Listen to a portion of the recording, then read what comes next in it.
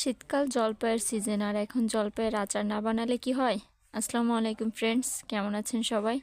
আশা করি সবাই ভালো আছেন। আজকে আমি তৈরি করব জলপাইয়ের ঝুরি আচার।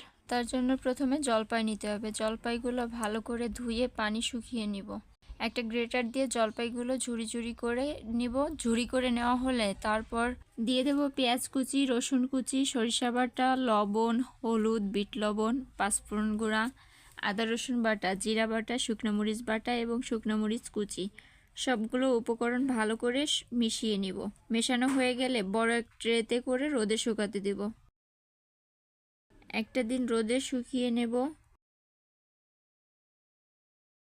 শুকানো হয়ে গেলে চুলায় একটা কড়াই বসিয়ে গরম করে নেব।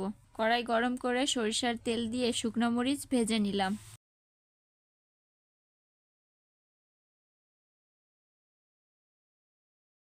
শুকনো মরিচ ভাজা হয়ে গেলে তার ভিতর দিয়ে দেব জিরা বাটা, রসুন বাটা ও শুকনো মরিচ বাটা।